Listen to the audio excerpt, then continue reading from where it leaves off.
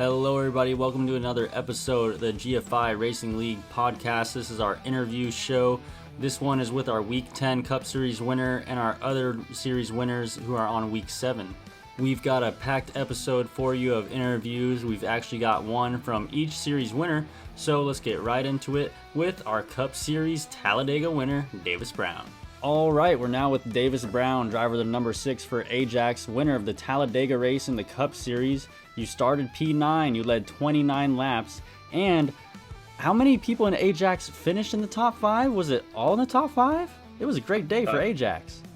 Yeah, we finished 1, 2, 3, 4. So that was yeah.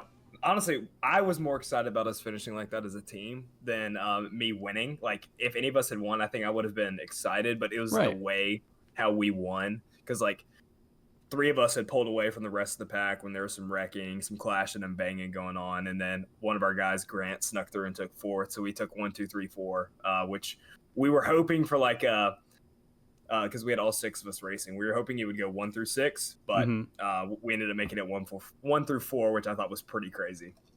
One thing that really surprised me is the way y'all got that outside lane moving. I was in the bottom lane, and y'all just shot that thing right by us. I didn't even know how. Could you tell us a little bit about that?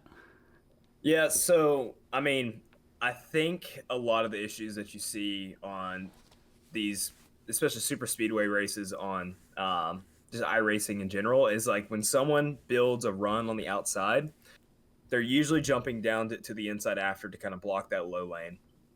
But if you have 5 or 6 people that we had at one time working together, continuously pushing one lane and not changing lanes, one, it doesn't, like, it prevents more checkups in the back, because, you know, when someone drops low and then it slows that line a little, the checkups gradually build back as it starts to cascade.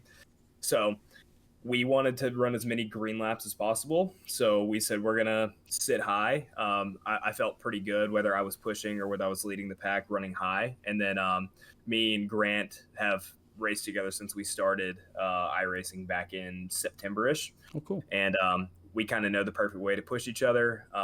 Both of us are pretty good at side drafting as well, so if we need to kind of kill some of that momentum on the inside, we're able to do that up on the high side.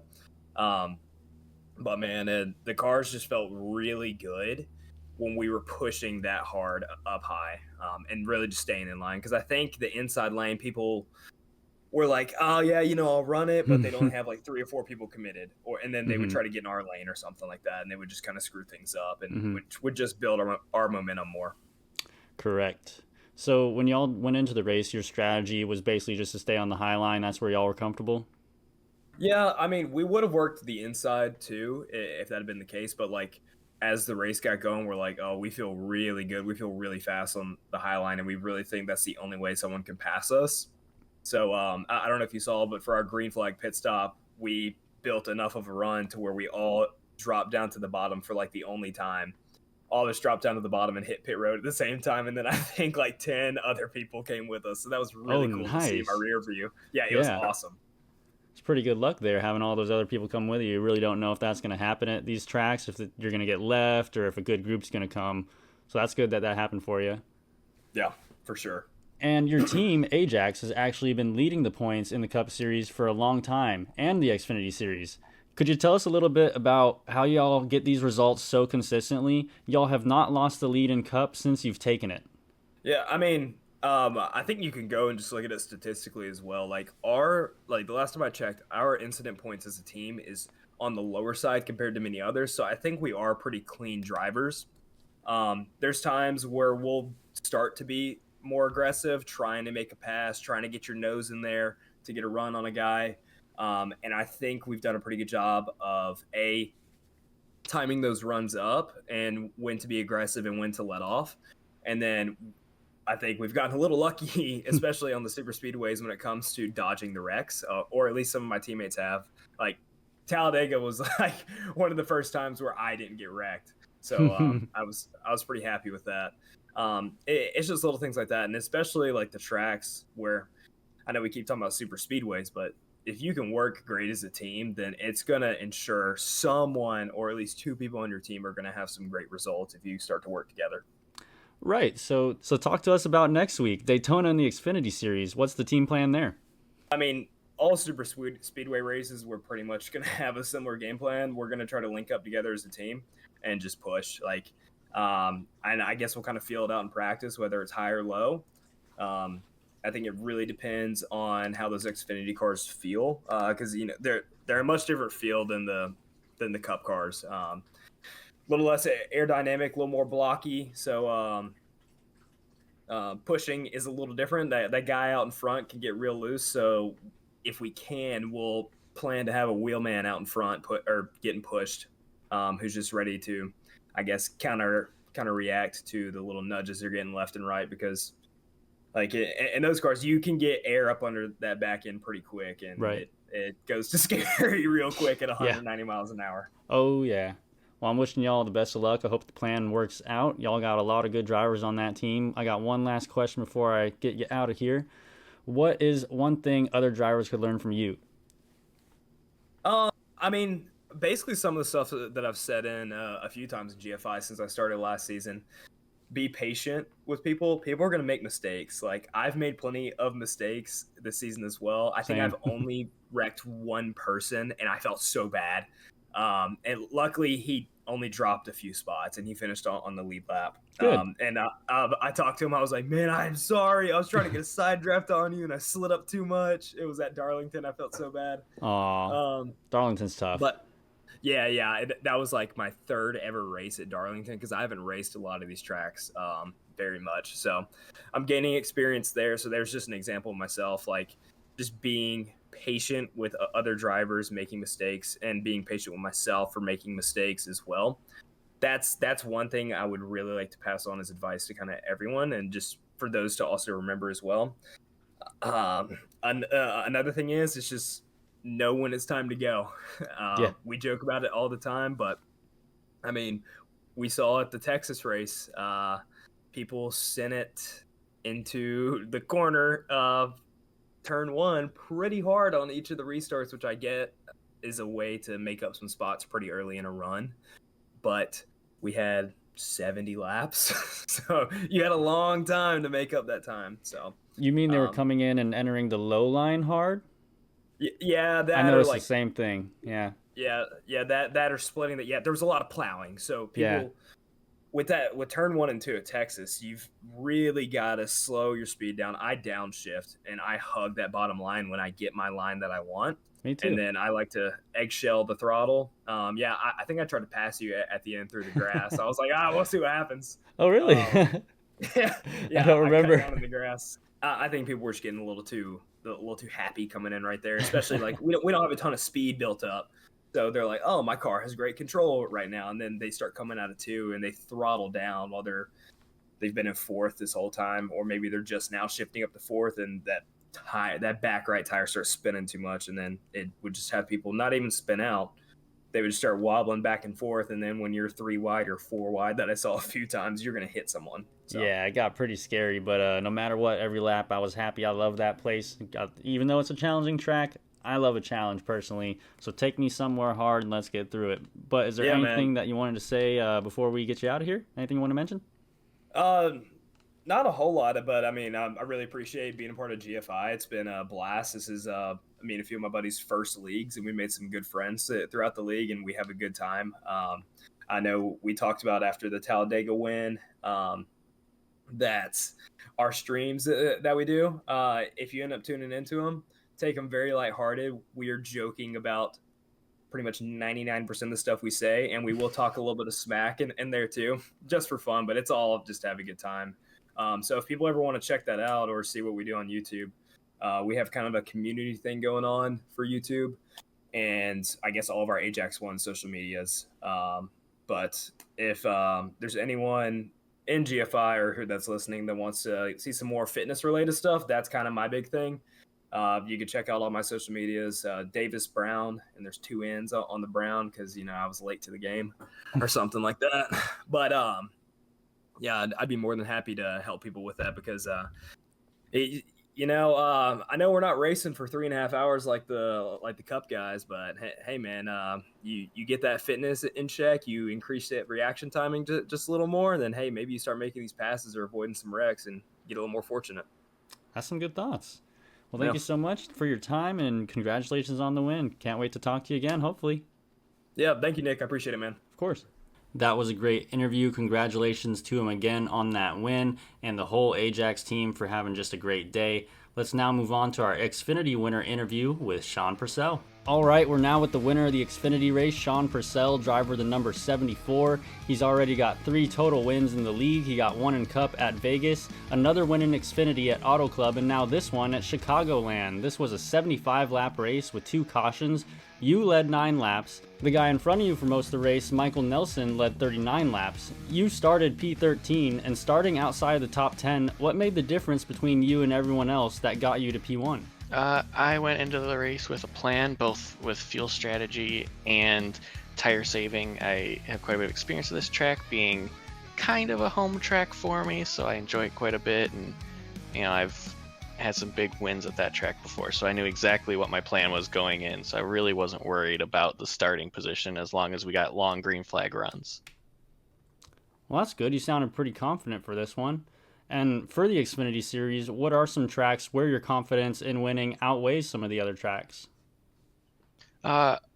Mostly intermediate. So if I have someone to work with, like my brother at a super speedway, we're pretty hard to beat. But Kansas is probably my best track, and then tracks like Vegas, which I won in Cup, and Auto Club, which I won in Xfinity. So the tracks that I think I'm good at, I'm getting good results at, and that's big because you have to take advantage of that. You can't throw away a race at one of your best tracks. So you mentioned that you're confident on speedways with your brother, and I had a question about last week's Xfinity race that I won at Atlanta.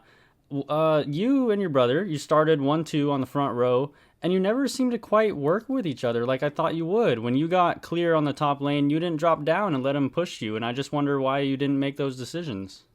Atlanta's one that's a little bit different because it's not quite as autopilot as the other ones, and I'm really not sure what happened with that one. Neither of us felt that great all race, and yeah, I don't know, it just kind of didn't work out the way that it normally does at speedways with us, and we kind of just ended up fending for ourselves. So it would have been nice to work together. I just don't know if it was too practical in that situation. A lot of times we'll hang around the middle of a pack and then start a third line, and you can't really do that at Atlanta, so it didn't really fit our style, I suppose. Fair enough, and that's understandable. What is your favorite series to run, and why is that? It's always been Xfinity. I feel like with the current Cup car, it's either you're running on rails or you're snapping loose. And I the agree. trucks are a little too easy because it's so much downforce and not a lot of power. So Yeah. you end up in a lot of pack races, and everyone thinks they can win in a truck. And it's hard. It's just harder to make things happen. With the Xfinity car, you can use the throttle to turn a lot. You can drive off the rear tires if you want, and you have a lot more options. You can really manipulate how you want to drive to fit either your style or the track. With like Chicagoland, it's a pretty worn out track. So if you do what I did and just run the bottom the whole time and kind of use the rears to get that rotation, you can save tire while still maintaining pretty good pace, especially longer into a run. Or you can do kind of what Michael Nelson was doing and run a lane or two up, and you'll be a lot faster in the short run, but a lot slower in the long run. And you could see in the race, I came out of the pits probably 3 seconds behind him, fell to almost 5 seconds behind him. But That's right. with I don't know 6 to 10 laps to go, I was able to just fly right by him, going 3 to 4 tenths faster a lap. Just reel him in. It's definitely a track where you have to race the racetrack, and I feel like the Xfinity car is a lot of racing the racetrack and competitors, which is just an extra facet that you don't really get in the next gen with the way that those cars drive. So good green flag runs in the Xfinity car, nothing beats it. I agree with a lot of what you said, but I would differ from you in terms of my favorite. We don't have a current series running the trucks, but the truck is my favorite. I love the trucks, so they're so fun. Mostly because they're grippy. You're right about that Cup car. It gets loose. And so does the Xfinity car a little bit. If I can run a track fast in an Xfinity car, I can expect to be better in a truck. It's just the way it is for me. But I do really enjoy this Xfinity series as well. And jumping into another series, ARCA. No win in ARCA yet. Where could we possibly see that? Well, ARCA runs on Fridays, and my sponsor, the Rockford Ice Hogs, play a lot of games on Fridays, so I've missed a few games, a few races there. I thought I was going to do pretty good at South Boston. Unfortunately, got taken out really early on and spent the rest of the race laps down. But I got back to one lap down and finished on the podium because only two people survived to be on the lead lap. So you know what? I'll figure it out. I haven't raced much in ARCA yet. I got taken out Yeah. at Texas really early on as well. So I really just need, well, if my Ice Hogs get knocked out of the playoffs, then I'll have more availability, but I'm hoping that's not going to happen. So, um, I don't know. I just need a little more experience with the car and have things fall my way a little bit. That one seems kind of similar to the Xfinity car in that you can really save your tires if you know what you're doing. So hopefully I can figure that out in that car and take advantage of that because my brother's really fast, but I Yeah. kill him on long runs usually. And if I can beat him on a long run, I feel like I can beat most people because he's very good. He's better than me. He has a lot more time to race than I do. And um, yeah, if I can beat him, I feel like I have a good chance of winning some races. Well, we're wishing you the best of luck in that series. And you mentioned it. Your brother does race in this league, your twin brother. And how do you and your twin brother avoid problems? What happens if one does occur between you two? You know, we've had some very heated times in leagues, in iRacing and just in real life too. Now that we live in different cities, an hour away from each other, and we try to be teammates often. Right now, we're both free agents, but we've been teammates in a lot of leagues in the past couple years, I would say. We just try to work together, try not to snap at each other, and usually that ends up going well. We had a little bit of a disagreement in a race recently, and we're getting a little older. We learn to get over things, and we're just gonna hope nothing too major happens because when we're going at it, we're too similar, both personalities and driving, that it'll come out on the track a lot, and we do not want that mess, that feud. That it's never good for the league or me or him or any of the people that happen to be racing near us at the time because it gets ugly. And before we get out of here, I got one last question for you. What's one thing other drivers can learn from you? Patience. I mean, it really showed at Chicagoland here. I led only 9 laps, but from the start of the race on, I was confident I could win because I knew that my patience, people may be passing me at the moment. I may not be climbing through the field very fast, but I knew that it would play out in my favor in the end. Same thing happened at Auto Club. We had people blowing out tires at Auto Club, and I was comfortably within my wear. So definitely just patience and racing your own race instead of getting drawn into unnecessary battles for position early on in races. You don't need 11th place on the second lap. You need first place on the 90th lap. Completely agree. That's some good advice. Appreciate you for your time today. Do you have anything you want to say before you get out of here? Yeah, I just want to shout out my sponsor, the Rockford Ice Hogs, currently up 1-0 in the second round of the Calder Cup playoffs after a big comeback win tonight. And as always, my fiance Sam, she rides on my door rail just above my passenger side door. Without her, I don't think I'd have the motivation to keep racing all the time. And without her blessing, I definitely would not be racing all the time. So shout I out to the fiance. think a lot of people could understand that situation. And go Ice Hogs. Thanks Yeah, again and take well, care. we're going to hope it keeps going. Thank you. That was a great interview with Sean. He's actually going to be back a little bit briefer later for his ARCA win interview that he got this week. We'll now move into our GT3 race winner interview with Tyler Carson. All right, we're now with Tyler Carson, driver of the number 34 for Ascend, and our race winner in the GT3 series at Watkins Glen. He qualified on pole again in one of these races. Congratulations, really fast. What car did you actually use this week since we did end up banning that Mercedes? This was the 488 Evo GT3. Did you enjoy the drive? Were there any challenges about the car? No, I mean I'm still trying to keep on track with the win every race with a different car. So this isn't really anything out of the ordinary. I've switched cars throughout the whole series. Is looking forward to next week. Do you know what you'll be jumping in, or is that a choice you're going to make later? I haven't done any of my testing yet.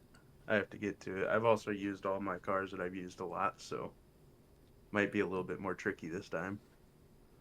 What were some of the challenges and attrition of this race? Anything mentionable? I mean, early on in the race, I did lose the tail of the car coming into a slow speed turn. I can't remember which turn it is. But lost first place to Cliff, so I was actually a little bit excited. I was looking forward to fighting for it.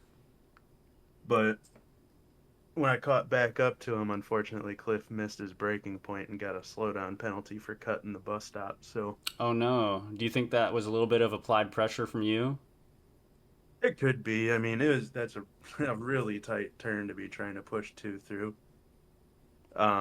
He was on the inside too, which I don't know about for him, but for me, that's not exactly where I want to be on the bus stop. So another race where you lead a lot of laps. Is this another thing where you'd say it's using all the track and finding those sweet spots that other people really don't get into or just don't find? It might be. I honestly didn't have a whole lot of practice time on this track. Um, That I continues to practiced. surprise me. Well, I mean, that's relative. I practiced for probably like 2 hours on Saturday, I think it was, and then Wednesday, I was going, I was going for a solid amount of time. It was probably like a 3-4 hour stint. Wow. That was where I was picking out which car I was using. So I was in all different cars for that one. But in all, it was probably about 5-6 hours of testing. So you are a guy that is really big on practice, and you've mentioned that in some of your past interviews, and how that's should be a bigger deal to people to try and spend more time and get some more repetition and laps. Is that ultimately what keeps helping you? Is all this repetition? Oh yeah. For example, I mean, week one when we were doing, oh, what was week one? Oh wait, wasn't it Daytona Road Course?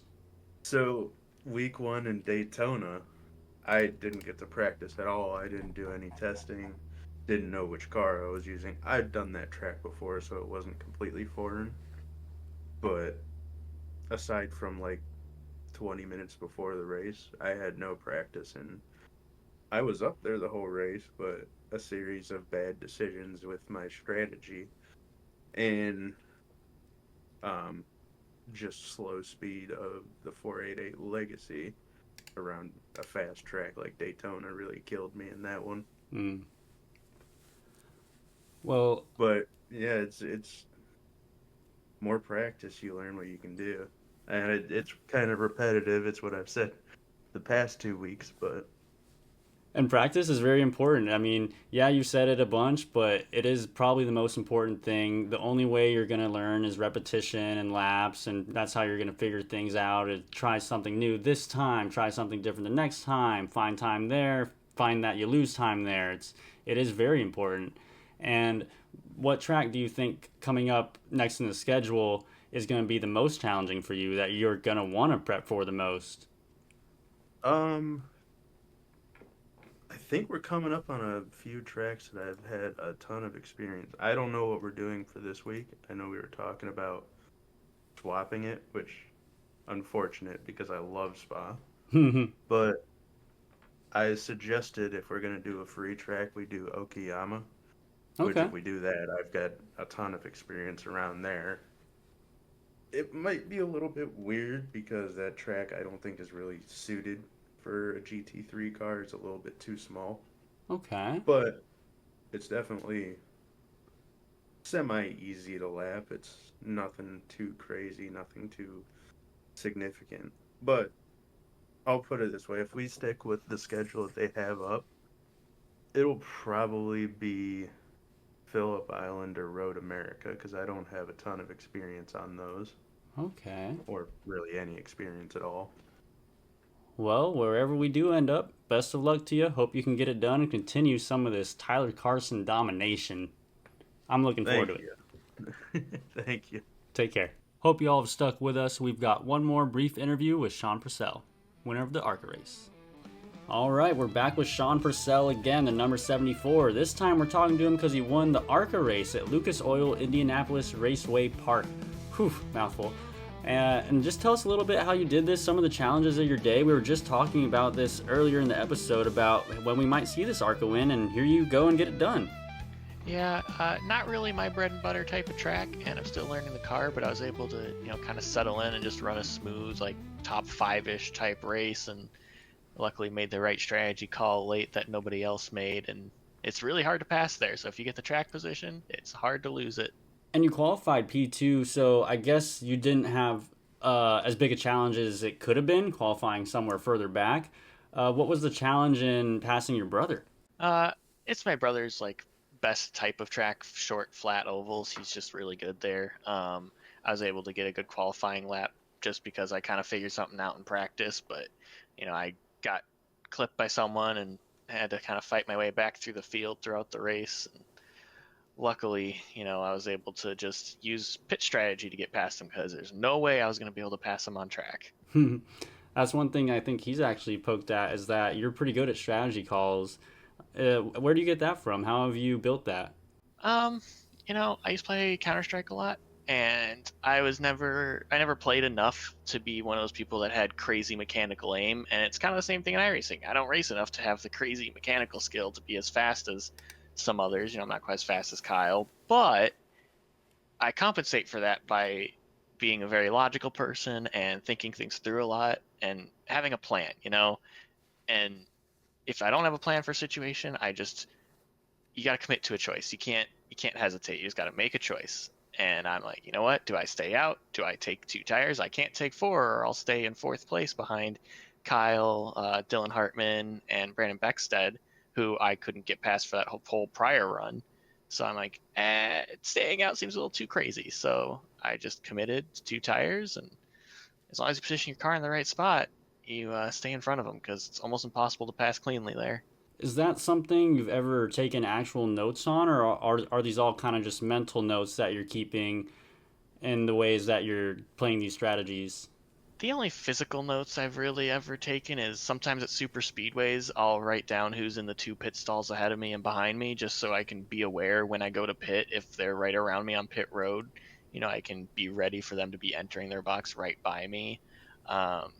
As far as strategy goes, I might jot something down, with where I want to take tires, where I might, what my fuel runs might look like, just as like a visualizer, but I don't keep that note with me during a race. I just do it as like a pre-planning, and then, mental from there.